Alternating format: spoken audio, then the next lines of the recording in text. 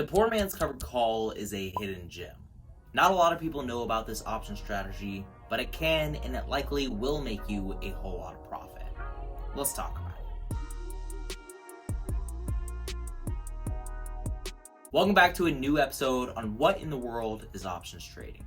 In today's video, we're going to be talking about a super secret option strategy and personally one of my favorites, the poor man's covered call. To break this video down for you, first I'm going to go over the basics of the strategy, followed up by a real example from Robinhood, and finally, if you stick around all the way to the end of this video, I'm going to show you what stocks work best with the poor man's covered call. But before we get into it, if you enjoy this type of content where I make tutorials on different option strategies, make sure to leave a like so I know to keep making these videos, and subscribe if you're new to the channel.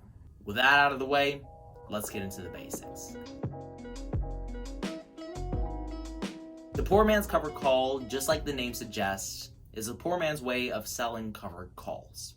Go figure. Typically with covered calls, in order to open your position, you're going to have to put 100 shares down of the underlying stock as your collateral. Now that can get extremely expensive, especially if you're working with something like Amazon that's trading for $3,000. And I don't know about you, but personally, I don't have $300,000 to put down on a single option. And even if I did, I probably wouldn't want to risk that much money. Luckily for us though, poor man's covered calls can bring down the price of our options significantly. The way that this works is just like with a covered call, you're going to sell to open a call option that's out of the money and with a short-term expiration date. And instead of putting 100 shares down as collateral, you're going to buy to open an in-the-money call with a much longer dated expiration. Since this in-the-money longer dated call option has more value than the out-of-the-money short-term call option, you don't have to put 100 shares down as collateral. This is sort of how debit spreads work in a way.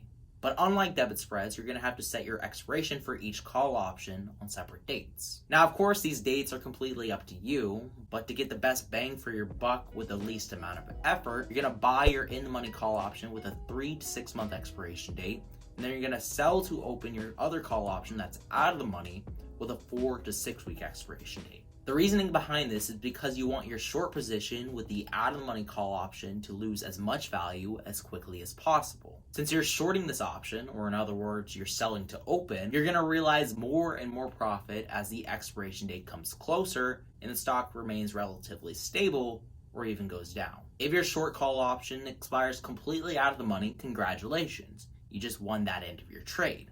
But let's not forget the long call option with your longer dated expiration date. Now that about a month or so has passed, this option still has about 2 to 5 months until it expires, which then you could use to sell another call option with another 4 to 6 week expiration date.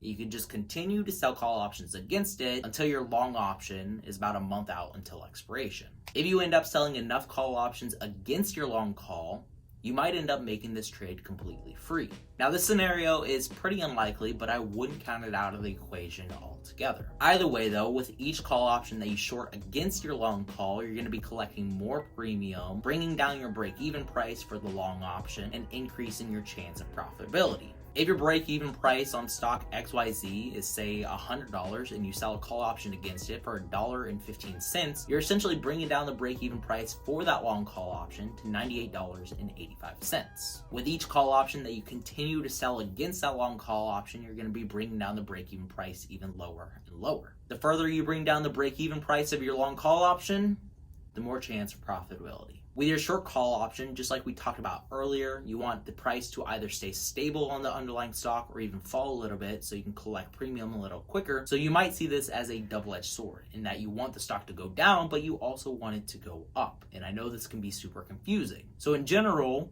you want to pick a stock that has a mostly stable share price or a stock with low volatility. Using this strategy on a stock like Tesla would make absolutely no sense because they see a 5 to 10% swing on nearly a daily basis. I'll get into what stocks work best with the strategy later on in the video, but for now, let's get into an example. We're going to use trusty old Apple in this example because, well, they're mostly stable and they have a generally upward trend. In order to open these options, we're going to go to the option chain.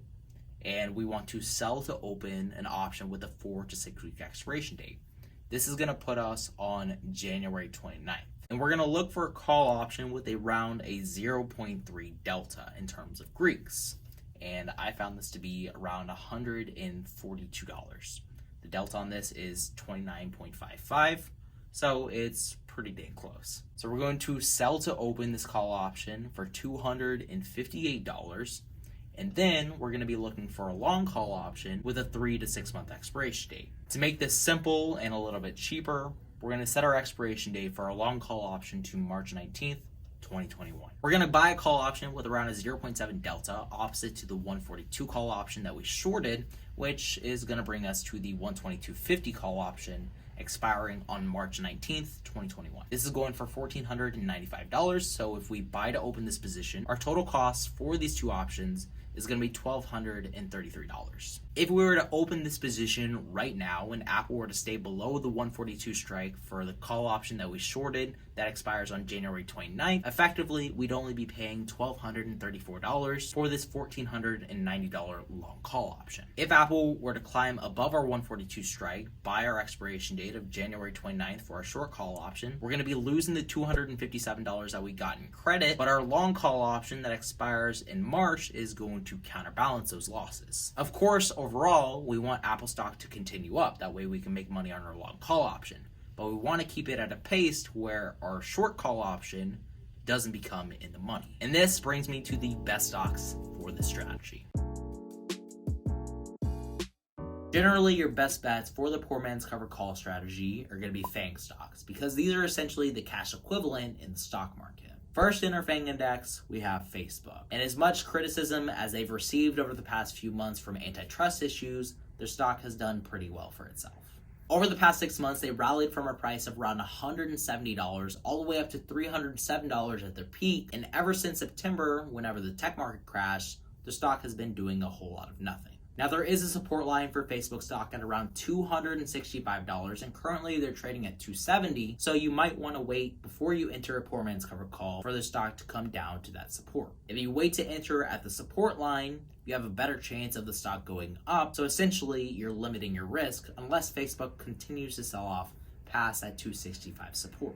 The second stock for our FANG list is going to be Amazon, which has been on an absolute tear over the past 6 months. They soared from a price of around $2,030 all the way up to $3,550 at their peak in September, and just like with Facebook, their stock hasn't recovered to these levels ever since. Right now, Amazon stock is trading towards the middle of a current channel, so you might want to wait for them to come towards the bottom trend line. That way you know you're getting a better price. The third stock in our FANG index is, of course, going to be Apple. And honestly, I'd say that a poor man's covered call for Apple stock is probably your best bet. With earnings coming up just within the next couple of months and the anticipation of record iPhone sales with the iPhone 12, their stock could really be on a rally before their earnings report. Apple ended up breaking out of a channel toward the upside, and they recently just broke below this over the past few days as their stock has been losing a little bit of value. Personally, I'm going to be waiting just a little bit to enter my poor man's covered call option for Apple stock, and if you want to know whenever I open this trade, I post every single trade that I make over my Discord, which is going to be linked in the pinned comment below. Anyway, getting back into the FANG gang,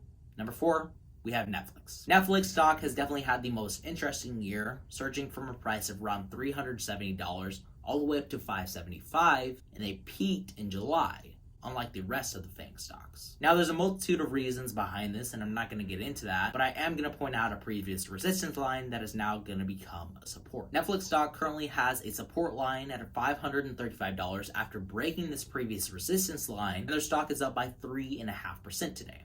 So this should tell you exactly how important technical analysis is. Now, I wouldn't go about opening your poor man's covered call for Netflix stock right now, considering they're 3.5% above the support line. You might be better off waiting a couple days for them to come back to that price level. Finally, the last member of the FANG index, Google. Just like with Facebook, they come under a lot of scrutiny over the past few months with antitrust issues, but again, their stock has done pretty well for itself. Go figure, right? Who would have thought that the world's biggest search engine and advertisement platform would have done well during a global health crisis where everybody's stuck inside in their computers in quarantine. Anyway, over the past few months, their stock has been trading within a wedge, and they recently broke below the bottom trend line, so this means that you're going to be getting a pretty good price if you open a poor man's covered call right now. Or you might want to wait for them to come down to a current support line. Their support line right now sits around 1720, and right now they're trading at 1750, so they might have $30 to lose in the short term before they continue to go back up. Of course, Google could always come back and break below the bottom trend line and get back in the channel, but I think it's more likely that their stock is going to be coming down in the short term, so if you want to get the best price for your poor man's covered call on Google stock,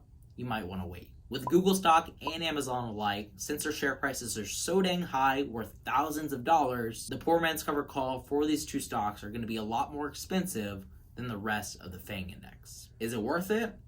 Probably, at least in my opinion. So that covers the 5 FANG stocks, and just as a nice little addition for you, I'm going to add one more stock, which is going to be Microsoft. And I don't know why they weren't included in the FANG index, considering they're the second biggest company by market cap, but they're a solid pick for the poor man's covered call strategy. Right now, Microsoft's share price is a bit high considering their bottom trend line, which is around $213, which means they're trading essentially above 3 to 4% of where they should currently be valued. Of course, you could enter your poor man's covered call right now and wait for it to break above the 230 resistance line, but I think in the short term, Microsoft is more likely to come down to the bottom trend line and you'd be getting your poor man's covered call for a better price. Now, of course, this is all up to you on what stock you pick and what price you enter. I'm not a stock market expert by any means. This is all just my own opinion based on my own experience. Hopefully from this you gathered a little bit of information and you add the poor man's covered call to your toolbox. That's all I've got for you today for this option strategy. Thanks for tuning in, and as always, remember to stay positive, stay green. I'll catch you in the next one. Bye guys.